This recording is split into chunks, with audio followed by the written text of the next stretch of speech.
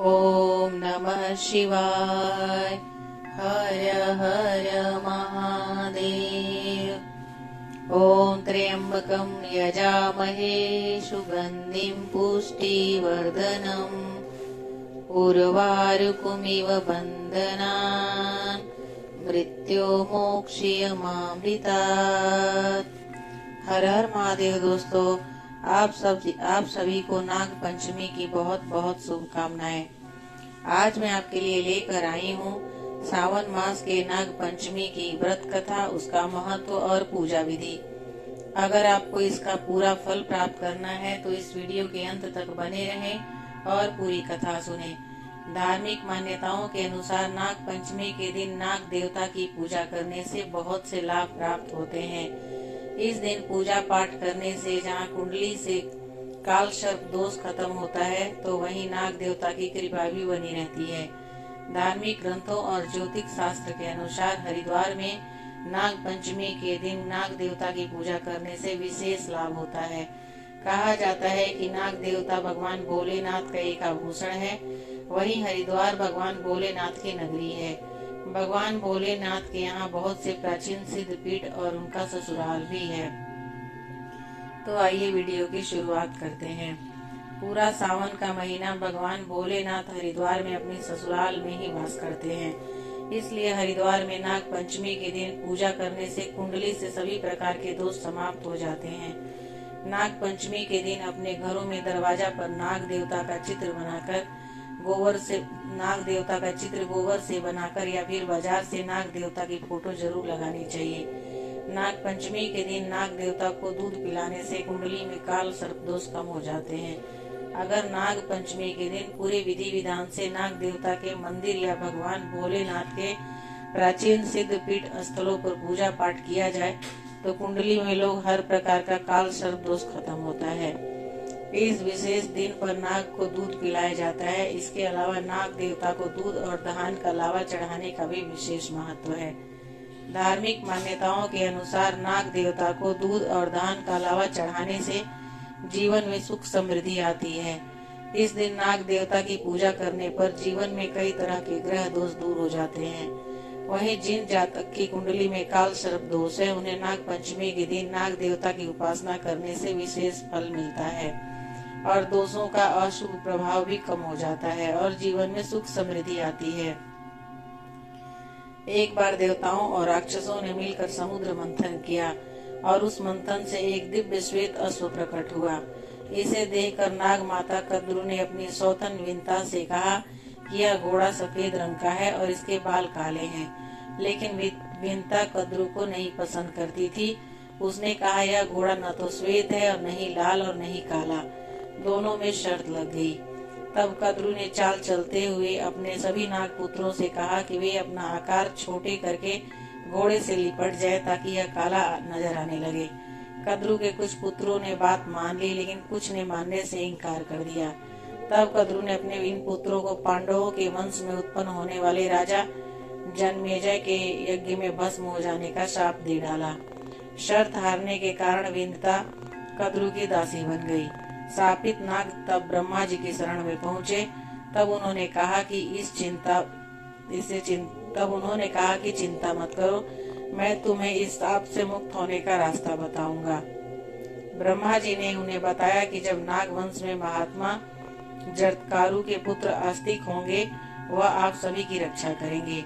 जिस दिन ब्रह्मा जी ने नागों को रक्षा का उपाय बताया था वह पंचमी तिथि थी। आस्तिक मुनि ने सावन की पंचमी को ही नागों को यज्ञ से जलने से बचाया और उनके ऊपर दूध डालकर जलते हुए शरीर को शीतलता प्रदान करी। तब से पंचमी तिथि नागों को प्रिय बन गई। नागों ने आस्तिक मुनि से कहा कि पंचमी को जो भी मेरी पूजा करेगा उसे नागदंश का भय नहीं रहेगा। तब से पंचमी तिथि के दिन नागों की पूजा होती है और उन्हें दूध पिलाया जाता है। एक अन्य पौराणिक कथा के अनुसार प्राचीन काल में एक सेठ जी के 7 पुत्र थे। 7 के विवाह हो चुके थे।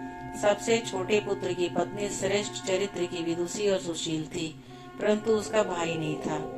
एक दिन बड़ी बहू ने घर लिपने को पीली मिट्टी लाने के लिए सभी बहुओं को साथ चलने को कहा तो सभी दलिया और खुरपी लेकर मिट्टी खोदने लगी। तभी वहाँ एक सर्प निकला, जिसे बड़ी बहू खुरपी से मारने लगी। यह देखकर छोटी बहू ने उसको रोकते हुए कहा, मत मारो इसे, यह बेचारा निरपराध है। यह सुनकर बड़ी बहू ने उसे नहीं मारा। तब सर्प एक ओर जा बैठा। तब छोटी बहू ने उससे कहा, हम अब अभी लौट कर आती हैं, तुम यहाँ से मत जाना। यह कहकर वह सबके साथ मिट्टी लेकर घर चली गई और वहाँ काम काज में फंसकर सांप से जो वादा किया था उसे भूल गई। उसे दूसरे दिन यह बात याद आई तो सबके साथ लेकर वहाँ पहुंची और सर्प को उस स्थान पर बैठा देखकर बोली, सर्प भैया नमस्कार। सर्प ने कहा, तू भैया कह चुकी है इसलिए तुझे छोड़ देता हूँ, नहीं तो झूठी बात कहने के कारण तुझे अभी डस लेता। वह बोली, भैया मुझसे भूल हो गई, उसकी क्षमा मांगती हूँ। तब सर्प बोला, अच्छा तू आज से मेरी बहन हुई और मैं तेरा भाई हुआ, तुझे जो मांगना है मांग ले। वह बोली, भैया मेरा कोई नहीं है, अच्छा हुआ जो तू मेरा भाई बन गया। कुछ दिन व्यतीत होने पर वह सर्प मनुष्य का रूप रखकर उसके घर आया और बोला कि मेरी बहन को भेज दो। सबने कहा कि इसके तो कोई भाई नहीं था, तो वह बोला, मैं दूर के रिश्ते में उसका भाई हूँ, बचपन में ही बाहर चला गया था। उसके विश्वास दिलाने पर घर के लोगों ने छोटी को उसके साथ भेज दिया।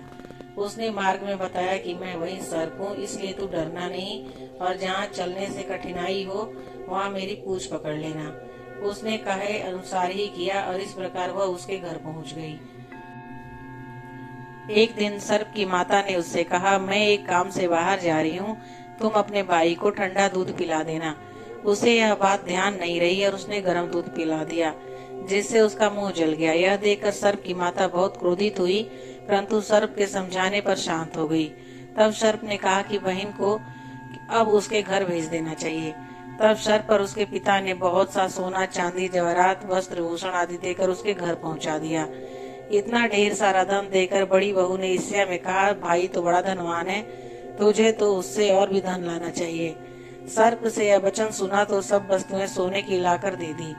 यह देखकर बड़ी बहू ने कहा, इन्हें झाड़ने की झाड़ू भी सोने की होनी चाहिए। तब सर्प ने झाड़ू भी सोने की लाकर दे दी। सर्प ने छोटी बहू को हीरा मणियों का एक अद्भुत हार दिया था। उसकी प्रशंसा उस देश की रानी ने भी सुनी और वह राजा से बोली कि सेठ की छोटी बहू का हार यहाँ आना चाहिए। राजा ने मंत्री को हुक्म दिया और उससे वह हार लेकर शीघ्र उपस्थित हो। मंत्री ने सेठ जी से जाकर कहा कि महारानी जी छोटी बहू का हार पहनेंगी, वह उसे लेकर उसे दे दे। सेठ जी ने डर के कारण छोटी बहू से हार मांगकर दे दिया। छोटी बहू को यह बात बहुत बुरी लगी। उसने अपने सर्प भाई को याद किया और आने पर प्रार्थना की कि भैया रानी ने हार छीन लिया है, तुम कुछ ऐसा करो कि वह हार उसके गले में रहे, तब तक के लिए सर्प बन जाए और वह जब मुझे लौटा दे तब हीरो और मणियों का हो जाए। सर्प ने वैसा ही किया। जैसे ही रानी ने हार पहना वैसे ही वह सर्प बन गया। यह देखकर रानी चीख पड़ी और रोने लगी। यह देखकर राजा ने सेठ के पास खबर भेजी कि छोटी बहू को तुरंत भेजो। सेठ जी डर गए कि राजा न जाने क्या करेगा। वे स्वयं छोटी बहू के साथ लेकर उपस्थित हुए। राजा ने छोटी बहू से पूछा कि तूने क्या जादू किया है, मैं तुझे दंड दूंगा। छोटी बहू बोली, राजन क्षमा कीजिए, यह हार ही ऐसा है कि मेरे गले में हीरो और मणियों का रहता है और दूसरे के गले में सर्प बन जाता है। यह सुनकर राजा ने वह सर्प बना हार उसे देकर कहा कि अभी पहन कर दिखाओ। छोटी बहू ने जैसे ही उसे पहना वैसे ही हीरो मणियों का हो गया। यह देखकर राजा को उसकी बात का विश्वास हो गया और उसने प्रसन्न होकर उसे बहुत सी मुद्राएं भी पुरस्कार में दी। छोटी वह अपने हार और इन सहित घर लौट आई। उसके धन को देकर बड़ी बहू ने ईर्ष्या के कारण उसके पति को सिखाया कि छोटी बहू के पास कहीं से धन आया है। यह सुनकर उसके पति ने अपनी पत्नी को बुलाकर कहा, ठीक ठीक बता कि यह धन तुझे कौन देता है। तब वह सर्प को याद करने लगी। तब उसी समय सर्प ने प्रकट होकर कहा कि यदि मेरी धर्म बहन के आचरण पर संदेह प्रकट करेगा तो मैं उसे खा लूंगा। यह सुनकर छोटी बहू का पति बहुत प्रसन्न हुआ और उसने सर्प देवता का बड़ा सत्कार किया। उसी दिन से नागपंचमी के त्योहार मनाया जाता है और स्त्रियां सर्प को भाई मानकर उसकी पूजा करती है। एक अन्य कथा के अनुसार समुद्र मंथन के समय वासुकी नाग को रस्सी बनाया गया था। जहाँ देवताओं ने वासुकी नाग की पूंछ पकड़ी थी, वहीं दानवों ने उसका मुंह पकड़ा था। मंथन में पहले विष निकला, जिसे भगवान शिव जी ने कंठ में धारण किया और समस्त लोगों की रक्षा की। इसके बाद निकले अमृत को देवताओं को दिया गया। यह घटना सावन शुक्ल पंचमी तिथि को हुई थी। इससे नागों के योगदान को याद करने के लिए नाग पंचमी पर्व के रूप में मनाया जाने लगा। एक अन्य कथा के अनुसार श्रावण शुक्ल पक्ष पंचमी को ही भगवान श्री कृष्ण ने वृंदावन के लोगों की जान कालिया नाग से बचाई थी। भगवान ने सांप के वन पर नृत्य भी किया था, जिसके बाद वह नथैया कहलाए थे।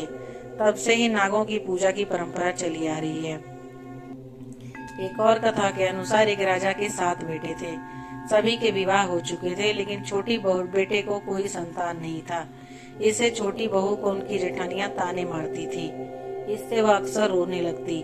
पति समझाता तो भी बहू का दुख कम नहीं होता था। इस तरह समय बीतता रहा। एक बार नाग पंचमी से पहले उसे स्वप्न आया। सपने में उसे 5 नाग दिखाई दिए।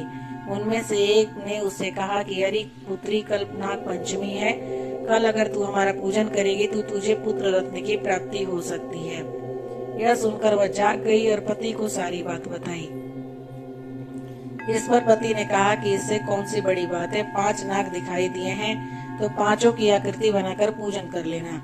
नाग लोग ठंडा भोजन करते हैं, इसलिए कच्चे दूध से उन्हें प्रसन्न करना। छोटी बहू ने वैसा ही किया और 9 महीने बाद उसे पुत्र की प्राप्ति हुई। एक किसान के परिवार में 2 बेटे और 1 बेटी थी। एक दिन खेत जोतते समय हल से नाग के 3 बच्चे मर गए।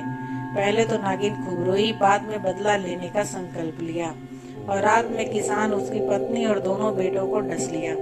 अगले दिन वह किसान की बेटी को डसने चली तो उसने उसके सामने दूध रख दिया और हाथ जोड़कर क्षमा मांगने लगी। इससे प्रसन्न होकर नागिन ने किसान परिवार के सभी सदस्यों को जीवित कर दिया। इस दिन सावन शुक्ल पंचमी तिथि थी। तभी से नागों के कोप से बचने के लिए नाग पंचमी पर नागों की पूजा की जाती है। धार्मिक ग्रंथों के अनुसार नाग पंचमी के दिन अनंत, वासुकी, पद्य, महापद्य, तक्षक, कुलीर, करकट, शंख, कालिया और पिंगल आदि नागों का ध्यान किया जाता है और इस दिन घर के दरवाजे पर सांप की 8 आकृतियां बनाई जाती है और हल्दी, रोली, अक्षत और पुष्प चढ़ाकर सर्प देवता की पूजा की जाती है। इस दिन कच्चे दूध में घी और शक्कर मिलाकर नाग देव का स्मरण कर उन्हें अर्पित करना चाहिए। पौराणिक काल में सर्प देवताओं की पूजन की परंपरा है।